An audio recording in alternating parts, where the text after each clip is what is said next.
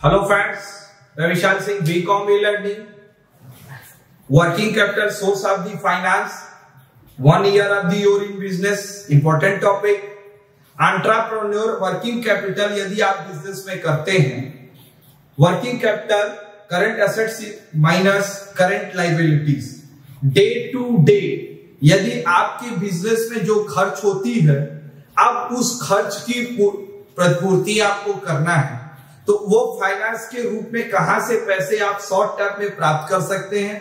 Source of the finance in the 3 condition, short term, medium term and long term. तो first हमें आज आपको बतानी है कि वर्किंग कैपिटल में यदि डे टू डे आप बिजनेस करते हैं तो वह उसको आप लोन लेके, ऐसा नहीं है कि कोई भी बिजनेस में यदि खर्च आपको पड़ी और उस बिजनेस को खर्च को आपको वर्किंग पीरियड का पड़ा, जैसे वर्किंग पीरियड पे आपने को कैश है, स्टॉक है, पेमेंट आपको स्टाफ का करना है, बोनस का पेमेंट करनी है, डिप्रिसिएशन आपको काटनी है एंड अकाउंट एक्सपेंसेस भी आपको भुगतान करनी है। जो वर्किंग पीरियड में डे टू डे उसका पेमेंट आप लोन लेके नहीं कर सकते, उसको शॉर्ट टर्म आपके बिजनेस के लिए आपको इनकम बनाने की व्यवस्था बनानी पड़ेगी कि कहां से हम वर्किंग कैपिटल एडजस्ट करें कि ये हमारे बिजनेस के लिए चलते रहे। अब आप नेक्स्ट सबसे पहले आप ध्यान दे सकते हैं, वर्किंग कैपिटल आप प्राप्त करने के लिए सबसे फर्स्ट आता है कॉमर्शियल बैंक। ध्यान दीजिए, कॉमर्शियल बैंक आप अपने बिजनेस के लिए यदि लोन लेते हैं तो लोन में आपको यह अकाउंट होता है जिसे हम करंट अकाउंट कहते हैं। अगर आप 10 लाख रुपए का आपने लोन ले रखा है, यदि आप 1 लाख रुपीज आपको खर्च करनी है तो तुरंत आप अपने बैंक की लिमिट से 1 लाख की क्या करा लेंगे, ओडी करा लेंगे। ओडी प्राप्त करके हम अपने वर्किंग कैपिटल से सोर्स ऑफ द फाइनेंस प्राप्त कर सकते हैं। नेक्स्ट आपका है सन्ड्री क्रेडिटर। हम credit purchase of the party, the creditor, all of the party in total amount so in the sundry creditor in the blocking, हम किसी भी पार्टी का भुगतान रोक देते हैं। यदि आपके बिजनेस में 5 लाख रुपए का खर्च आपके बिजनेस में आ गई और यदि आप किसी मिस्टर ए का बकाया नेक्स्ट है 8 लाख रुपीज है, अब इनका आपके पास इनकम है 5 लाख पेमेंट कर सकते हैं, तो 8 लाख से यदि इनकम किए 5 लाख 3 लाख पेमेंट कर देंगे, 5 लाख को हम रोक लेते हैं, जिससे हम अपने टोटल वर्क को करने का प्रयास करते हैं। नेक्स्ट है deposit borrowing for the friends. हम अपने फ्रेंड सर्किल में आपस में डिमांड करते हैं कि हमें कुछ पैसे दे दीजिए, ये कार्य होने के बाद वो पैसे का भुगतान हम कर देंगे। And relative of the others, वो आपके रिश्तेदार भी हो सकते हैं। नेक्स्ट आप देख सकते हैं advance receive of the customer. आप अपने कस्टमर से या जिनसे आप डेटर जिनसे उधार बेचते हैं, उनका पैसा होने पर यदि किसी डेटर का बकाया 1 लाख रुपए है, अगर वो अच्छी पार्टी है, आपने बात किया, कहा आप हमको 5 लाख रुपए दे दीजिए, आपको जब आवश्यकता होगी तो हम 4 लाख का आपको माल इशू कर देंगे। पार्टी आपको भुगतान कर दी और आप उस पर वर्क कर लिए। ट्रेड ऑफ द क्रेडिटर, अब आप जिससे आप क्रेडिट परचेज करते हैं वहां क्रेडिट परचेज में एक्स्ट्रा माल आप सप्लाई करा सकते हैं। Letter of the credit important topic है।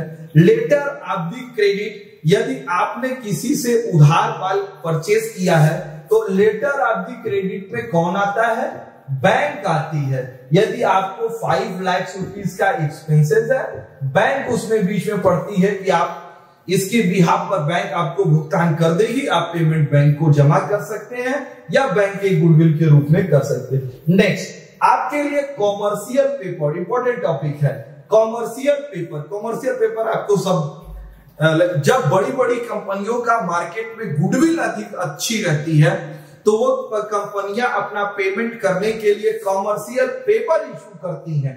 कॉमर्शियल पेपर में पब्लिक में उसे इशू करती हैं और जिस पर वो इंटरेस्ट देती हैं, वहां से वो कैश पैसे प्राप्त करती है, जिससे वो वर्किंग कैपिटल में कैश का भुगतान कर सकते हैं। इसके अंतर्गत वो आपके लिए वर्किंग कैपिटल का पैसा आ सकता है। नेक्स्ट है फैक्टरिंग। फैक्टरिंग आप समझ सकते हैं, फैक्टर डिवाइड करता है। Factoring approved of the customer, यदि कोई भी कंपनी मिस्टर ए की है, पेमेंट मिस्टर बी को करता है, मिस्टर सी इसे अप्रूव्ड करके अब यह 90% तक अपना, अगर मान लीजिए 5 लाख रुपए का बकाया है, मिस्टर से फैक्टर करते हैं और कहते हैं कि हम 90% भुगतान कर रहे हैं, तो मिस्टर सी उस फैक्टर पर अपने बिहाफ पर 4000 रुपीज पेमेंट कर देंगे। तो ये फैक्टर्स डिवाइड करती है जिससे वर्किंग कैपिटल हम वर्किंग कैपिटल को पूरा करने के लिए, वर्किंग एक्सपेंसेस वर्किंग कैपिटल पूरा करने के लिए आपके बिजनेस में एक्योर्ड कैपिटल हम सैलरी रोक लेते हैं और उसको नेक्स्ट मंथ में भुगतान करते हैं, उसे आप क्या कहते हैं?